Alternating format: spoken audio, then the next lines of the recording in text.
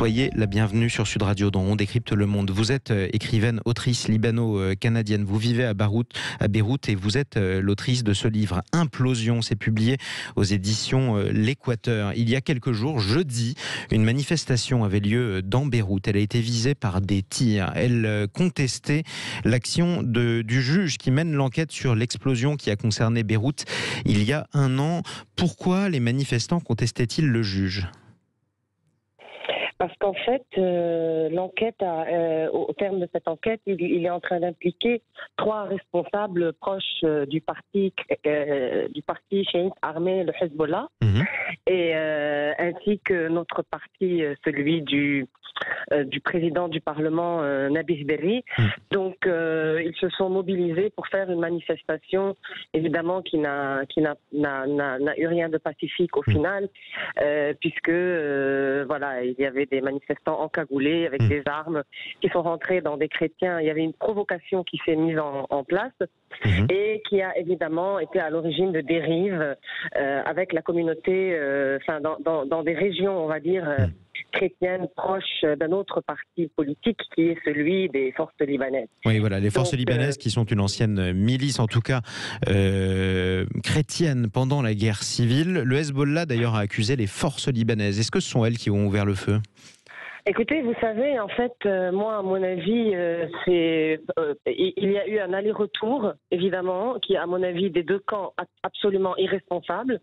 Mais là où, à mon avis, le Hezbollah, les forces libanaises ont fauté, c'est qu'ils ont réagi. C'est-à-dire que même armés, s'ils n'avaient rencontré aucun retour à leur menace par les armes. En fait, le jeu était là. Pour eux, il s'agissait de faire diversion de l'enquête du port par un esclandre pareil, quitte à avoir des victimes, peu importe. En fait, ils ont basculé un discours national essentiel sur la justice que nous réclamons en tant que peuple ayant été victime de ce port, et tout à coup, et par rapport à la destitution du juge qu'ils n'arrivent pas à destituer ils ont tout essayé, et du coup, ils ont quelque part fabriqué cet incident qui n'en est pas un, qui est très très grave, parce que c'est avec des incidents pareils, absolument irresponsables, connaissant l'histoire du Liban, que nous pouvons à nouveau dériver dans des guerres et dans des accrochages qui peuvent très mal tourner.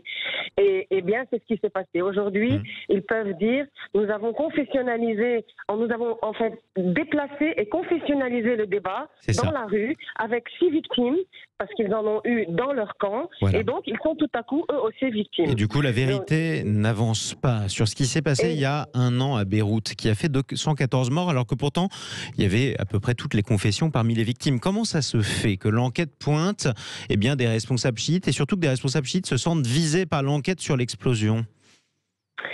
Parce qu'ils font quand même la loi au sein de ce régime depuis qu'ils rayonnent de plus en plus au niveau du pouvoir. De toute manière, ils intimident les autres. Ils intimident tout le monde. On ne peut pas dialoguer avec une milice armée. C'est juste impossible. Sauf que le pays a besoin d'être réformé, et ces réformes n'avancent pas. Crise politique, crise économique, c'est une escalade à laquelle on assiste, et est-ce qu'elle peut s'aggraver ? Ce sera ma dernière question. La crise économique ? Oui. Ou la crise politique ? Non, la crise politique. Écoutez, bien sûr, elle peut s'aggraver. On est à l'abri de rien. Les gens sont en train de partir parce que justement, ils ont une mémoire trop vive de la guerre. Nous sommes un pays qui est installé sur un volcan. N'importe quoi peut dériver. Alors après, je ne peux pas prédire ce genre de choses. La seule chose que je sais, c'est que la question libanaise est liée à toutes les questions de la région.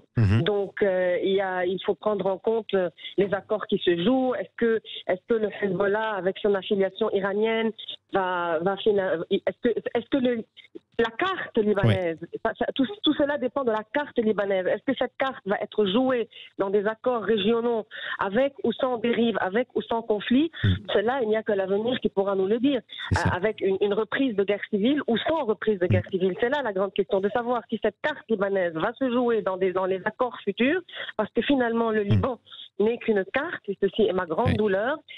est-ce que ça va se jouer avec ou sans des dérives armées? Voilà. Un pion, malheureusement, sur un échiquier qui englobe d'autres pays.